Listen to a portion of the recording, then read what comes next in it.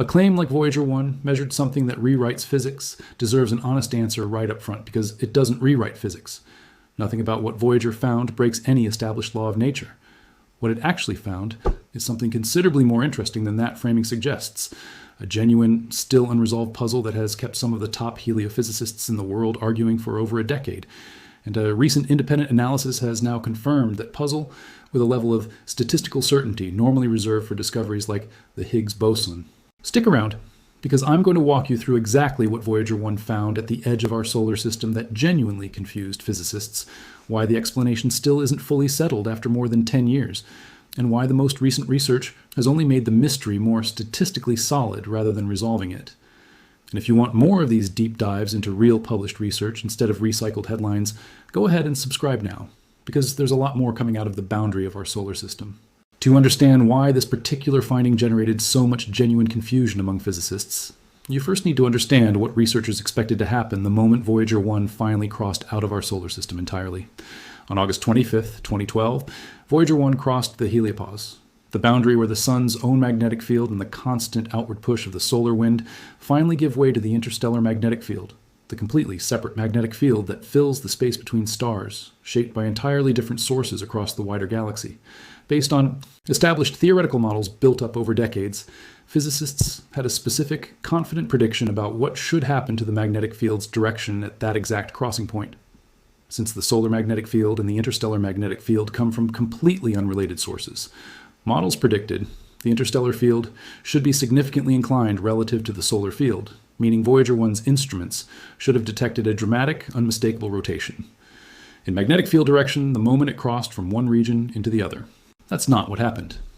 When Voyager 1 actually made the crossing, its magnetometer recorded a real, measurable jump in magnetic field intensity, roughly doubling in strength, along with a sudden drop in solar particles and a corresponding spike in galactic cosmic rays, all clear signs that the spacecraft really had left the heliosphere behind.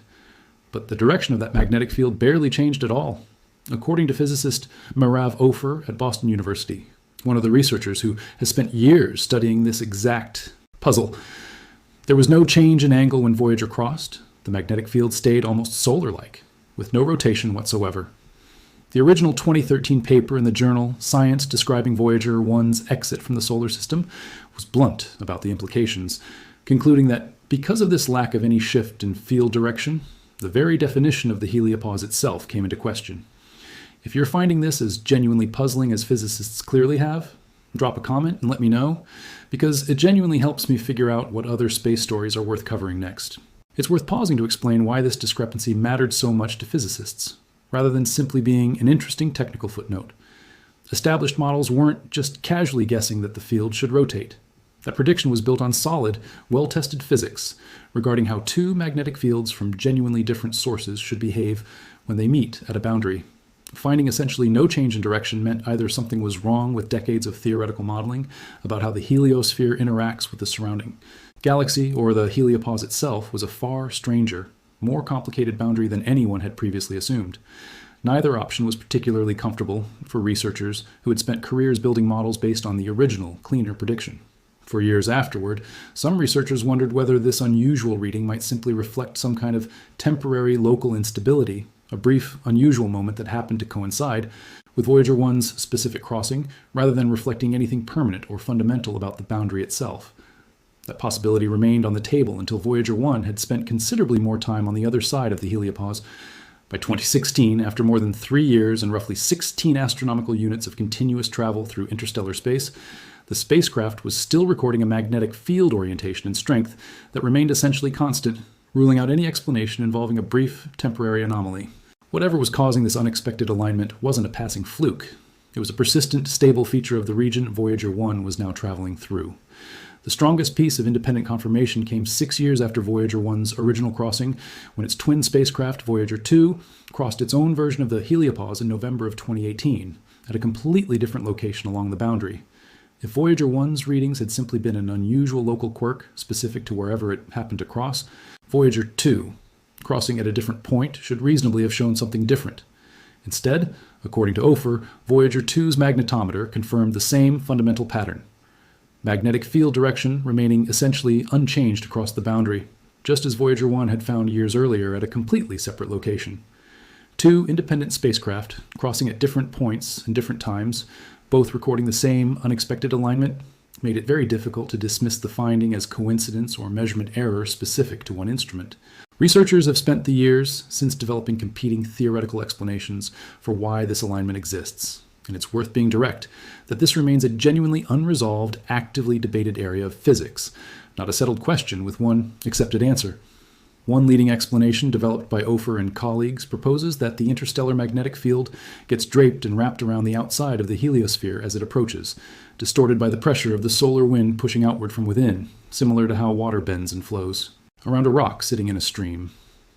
Under this model, the field lines Voyager 1 and Voyager 2 actually measured near the Heliopause aren't truly representative of the undisturbed interstellar magnetic field further out. They're a locally distorted version, twisted into rough alignment with the solar field, specifically because of that draping effect, meaning the spacecraft would need to travel considerably farther before finally reaching a region where the true, unaffected interstellar magnetic field could be measured directly. A competing explanation developed by other research teams points instead toward magnetic reconnection, a process where field lines from two different magnetic sources actually connect and merge at the boundary, effectively linking the solar and interstellar fields together directly, creating something Ofer has described almost like highways, allowing particles to move in and out of the heliosphere along these merged field lines. That second idea, magnetic reconnection happening at the Heliopause boundary, connects to something genuinely remarkable that researchers have separately confirmed using the same magnetic field data. According to Ofer, the amazing discovery that particles come in and out of the heliosphere first came from magnetic field data collected by Voyager 1 in 2012, later corroborated by Voyager 2 6 years afterward, suggesting that whatever this boundary actually is, it isn't simply a sealed one-way barrier the way earlier models had assumed. It appears to be considerably more permeable, allowing at least some exchange of particles between our solar system and true interstellar space, a genuinely significant revision to how physicists think about where our solar system's influence actually ends. Here's where the story becomes genuinely current rather than simply historical. A study published in the Astrophysical Journal within just the past several weeks has continued examining this exact magnetic field puzzle, extending the analysis using additional Voyager 2 data collected through the end of 2025. According to that research, when comparing the actual measured Voyager magnetic field directions against independent observations from NASA's Interstellar Boundary Explorer, or IBEX, a separate spacecraft studying this same region from a different vantage point, the statistical significance of this alignment now exceeds what physicists call the gold standard for a genuine discovery, a 5 sigma confidence level, the exact same statistical threshold. Researchers required before officially confirming the discovery of the Higgs boson back in 2012. That's a remarkably high bar to clear, and reaching it means researchers can now be extraordinarily confident this magnetic alignment is a real, physically genuine feature of the Heliopause boundary, not a statistical fluke or coincidence of any kind. It's worth being precise about what that 5 sigma confirmation actually accomplishes, and what it doesn't. It doesn't tell researchers which of the competing explanations, magnetic draping, reconnection, or some combination of both, ultimately turns out to be correct. What it does confirm, with about as much statistical certainty as physics allows for this kind of measurement, is that the underlying phenomenon itself, this unexpected magnetic alignment across the Heliopause boundary, is unquestionably real and needs a genuine, complete physical explanation, rather than being written off as measurement noise or an unlucky coincidence involving two independent spacecraft. There's a broader lesson embedded in this entire episode about how genuine scientific progress typically works, and it's worth sitting with, because it's considerably more interesting than a simple headline about rewriting physics. Ofer has spoken candidly about this exact point, reflecting that she and her colleagues probably shouldn't have been as surprised as they initially were by the magnetic complexity Voyager 1 revealed. In Nature, she's noted, it's never quite like it is in the textbook. The heliopause, rather than behaving like a simple, sharply defined line or Dr. separating two regions, has turned out to be considerably thicker and more complex than anyone modeling it from the safety of our own solar system had assumed, a boundary that somehow manages to remain agitated and influenced by the sun's activity even at the edge of true interstellar space, according to Ofer's own more recent characterization of the region. So what does all of this actually add up to? Voyager 1, and later its twin Voyager 2, really did measure something genuinely unexpected at the edge of our solar system, a magnetic field that stubbornly refused to change direction exactly where established models insisted it should have rotated dramatically. That finding didn't break any law of physics. It exposed a gap in how completely physicists actually understood the specific, detailed behavior of a boundary nobody had ever directly sampled before. And more than a decade of continued research, now backed by a statistical confidence level on par with the discovery of a fundamental particle, has only confirmed that the puzzle is real, without yet delivering a single, fully agreed upon explanation for exactly why it's happening.